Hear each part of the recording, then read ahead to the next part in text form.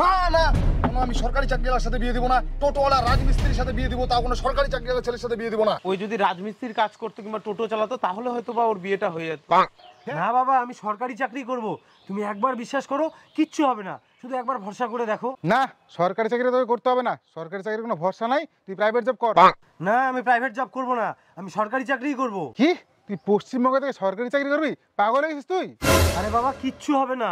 কিচ্ছু হবে না মানে? প্রাইভেট জব থেকে বের করতে গেলে নোটিশ দিয়ে বের করে, আর সরকারি চাকরি থেকে বের করতে গেলে ডাইরেক্ট বের করে দেয়। আমি তোকে কিছুতেই সরকারি চাকরি করতে দেবো না।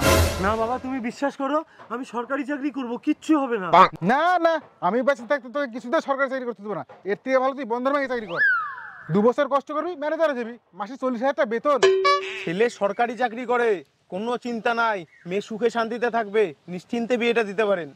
না না, কোনো আমি সরকারি চাকরিওয়ালার সাথে বিয়ে দিব না। টোটোওয়ালা রাজমিস্ত্রির সাথে বিয়ে দিব, তাও কোনো সরকারি চাকরিওয়ালা ছেলের সাথে বিয়ে দিব না। ওদের কোনো সিকিউরিটি নাই।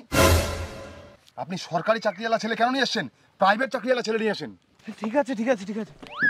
কত বড় সাহস, আমার মেয়ের বিয়ে দিব সরকারি চাকরিওয়ালা ছেলের সাথে? পারলাম না দাদা আপনার ছেলের জন্য কোনো মেয়ে খুঁজতে। ওই যদি রাজমিস্ত্রির কাজ করতো কিংবা টোটো চালাতো তাহলে হয়তো বা ওর বিয়েটা হয়ে যেত।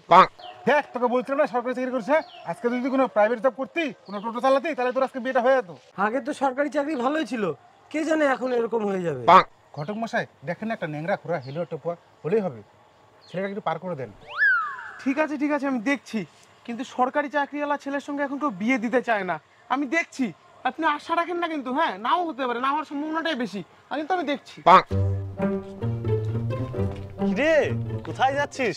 সরকারি চাকরি করতে নাকি? এত পড়াশোনা করে শেষে সরকারি চাকরি করতে হচ্ছে। একটা যদি ফাইন্যান্সের চাকরি করতিস তাও চাকরিটা নিরাপদ থাকতো। আমার চাকরি যাবে না, আমি পড়াশোনা করে পরীক্ষায় পাশ করে চাকরি পাইছি। পড়াশোনা করে নে আর ঘুষ দিয়ে চাকরি নে, সরকারি চাকরি থাকে নাকি? কবে দেখবি পাখি হয়ে উড়ে চলে যাবে ফুরুত করে। না, আমি পড়াশোনা করেই নিছি, আমার চাকরি কিছুতেই যাবে না। ওরকম মনেই হয়, দেখবো কদিন থাকে। কিরে, খবর শুনছিস? কি খবর? শুনিনি তো। 2019 সালে যাদের চাকরি হয়েছিল সবার চাকরি চলে গেছে। হ্যাঁ, তার মানে তো হ্যাঁ আমারও চাকরি চলে গেছে। ও, তুই তো ওই বছরই চাকরি পেয়েছিলি তাই না? হ্যাঁ রে, তাহলে তো আমারও চাকরি চলে গেল। এখন আমি কি করব? তোকে বলছিলাম সরকারি চাকরি করতে হবে না। এখন দেখ, টাকা জমি সব বিক্রি করে সরকারি টাকা শোধ করতে হবে। আমি তো পড়াশোনা করে চাকরি নিয়েছিলাম, এখন যদি চাকরি চলে যায় তো আমি কি করব? এই নে জমি বাইরের দলিল, এলে বিক্রি করে সব শোধ কর, যা। দাদা, এই যে আমার জমির দলিল, বাড়ির দলিল বিক্রি করব। তুই সরকারি চাকরি করতি না? সরকারি চাকরি করতাম বলেই তো আজকে আমার এই অবস্থা। বুঝে গেছি, দে।